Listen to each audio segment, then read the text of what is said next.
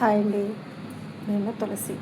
ఈరోజు రొయ్య పట్టు కూర చేద్దామని దానికి అది మీ అందరికీ చూపిద్దామని చెప్పేసి చేస్తున్నాను. ఇది రొయ్య పట్టు అండి. అంటే రొయ్యలు చిన్న చిన్న రొయ్యలు ఎండబెట్టి సేల్ చేస్తారనమాట. ఇది కూడా రొయ్యల ఫ్రాన్స్ కర్రీ లాగే ఉంటుంది. దీనికి కావాల్సిన పదార్థాలు ఏంటంటే ఒక 2 ఉల్లిగడ్డలు కట్ చేసుకుని ముక్కలు, అల్లం వెల్లుల్లి పేస్ట్, పచ్చిమిరపకాయ ముక్కలు, ఇది కొత్తిమీర, కరివేపాకు, ఇంకా పసుపు, ఉప్పు, జీలకర్ర పొడి, ధనియాల పొడి, కారం. ఇంకా రొయ్య పట్టు కడుక్కునే విధానం ఇప్పుడు చూద్దాం. ఫస్ట్ కడుక్కోవాలండి దీన్ని బాగా, అంటే కొంచెం ఇసుక ఉంటుంది అన్నమాట. సో ఇది కడిగే విధానం చూపిస్తాను.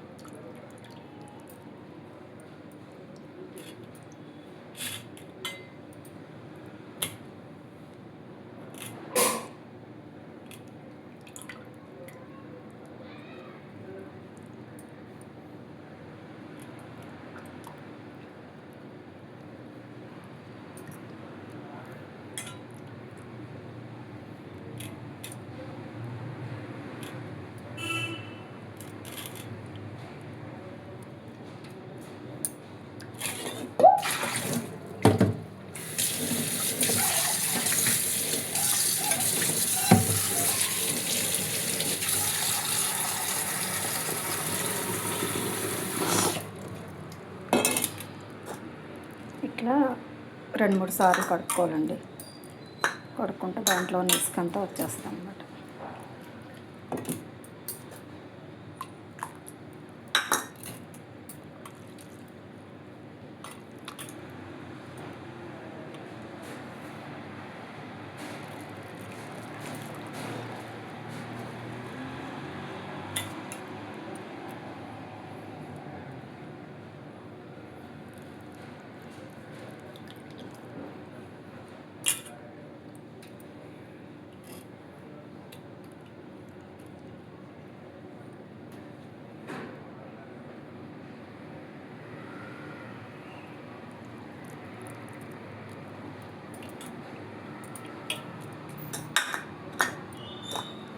ఇదండి కడిగిన రొయ్య పట్టు. ఇప్పుడు వండే విధానం చూద్దాం. స్టవ్ వెలిగించి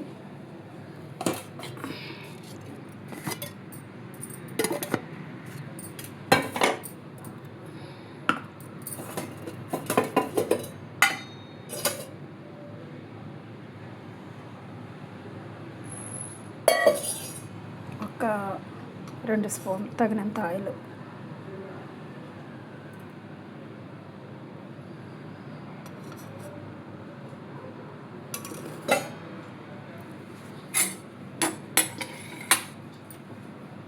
ఆయిల్ వేడెక్కాక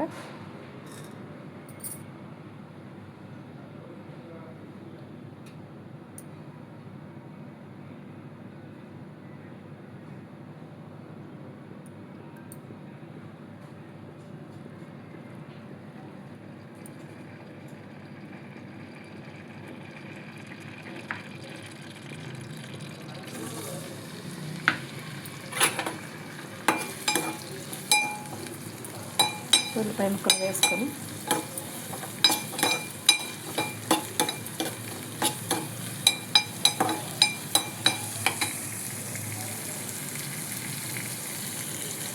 ఉల్లిపాయలోనే కాస్త పసుపు కాస్త ఉప్పు వేసి వేయించేస్తానండి, ఎందుకంటే ఉల్లిపాయలు తొందరగా వేయించుకుంటాయి.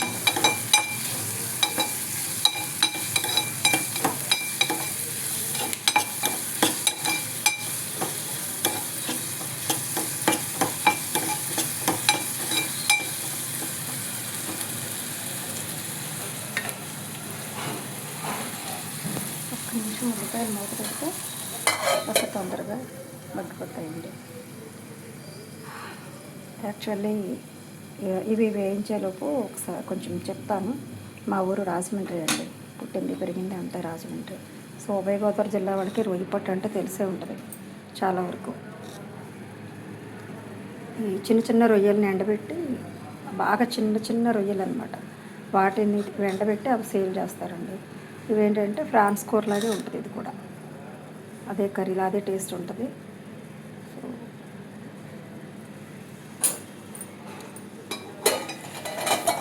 ఇది నాకు చెల్లి పంపించింది అనమాట, మొన్న అక్కడి నుంచి కాకినాడ నుంచి పంపించింది, కానీ కాకినాడలో ఉంటుంది.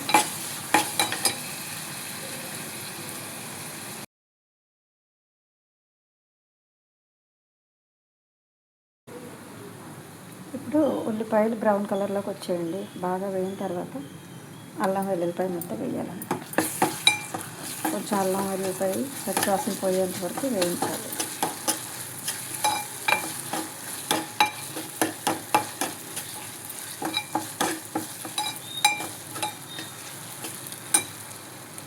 కరివేపాకు మర్చిపోయినండి ఇందాక, ఇప్పుడు వేస్తున్నాము. పచ్చిమిర్చి కూడా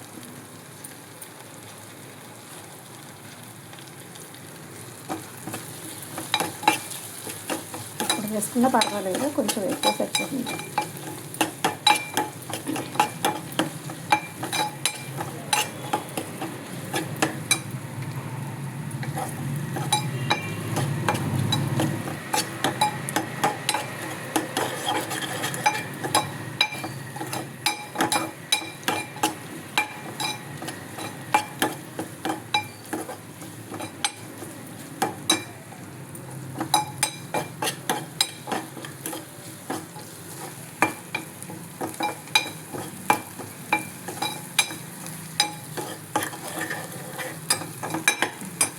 పచ్చివాసన పోయేంత వరకు వేగిందండి.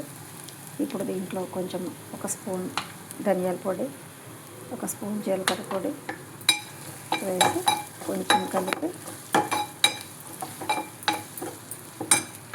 తర్వాత అలాగే కారం, ఒక స్పూన్ కారం, అంటే చూసుకోండి ఎవరికి సరిపడినంత వాళ్ళు వేసుకోవచ్చు.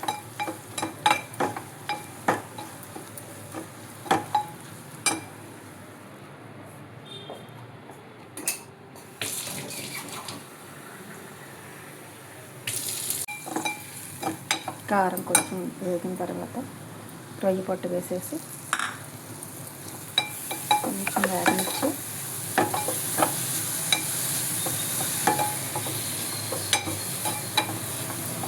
యాక్చువల్గా నచ్చిన వాళ్ళు కొంచెం గరం మసాలా వేసుకోవచ్చు, అంటే ఎవరెస్ట్ గరం మసాలా కానీ ఏదైనా కానీ వేసుకోవచ్చు.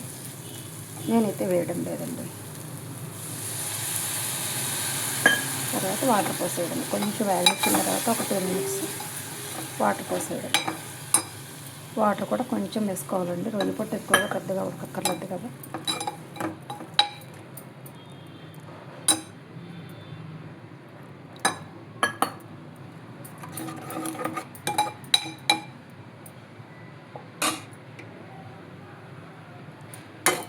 కొంచెం మీడియం ఫ్లేమ్లో ఒక 2 minutes పెట్టిన తర్వాత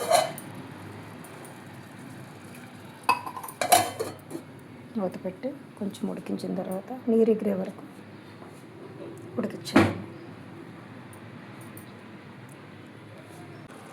చూద్దామండి ఎంతవరకు అయిందో. వాటర్ అంతా దగ్గరకు వచ్చేసిందండి. ఇట్లా ఇంకా కొంచెం దగ్గర కూడా చేసుకోవచ్చు. అంటే ఈ టైంలో నేను కొత్తిమీర వేసేస్తాను అన్నమాట, అది కొంచెం మగ్గుతుంది కదా.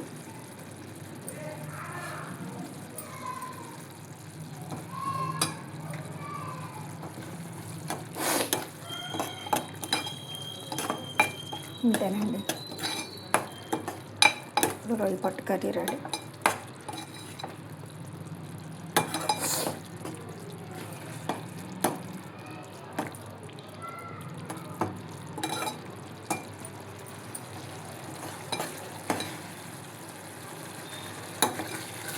ఈ స్టేజ్కి వచ్చిన తర్వాత స్టవ్ ఆఫ్ చేసుకోవాలి.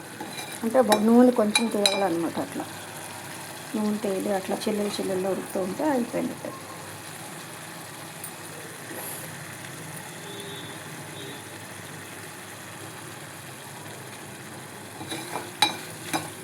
థ్యాంక్ యూ అండి. బాయ్.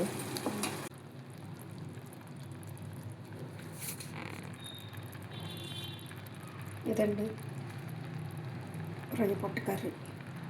చూడడానికి బాగుంది కదా. మీకు నచ్చితే మీరు చేసుకోండి. తినడానికైతే రొయ్యల కర్రీ లాగానే ఉంటుంది. రొయ్యలు అంటే అదే ప్రాన్స్ కర్రీ లాగానే ఉంటుంది.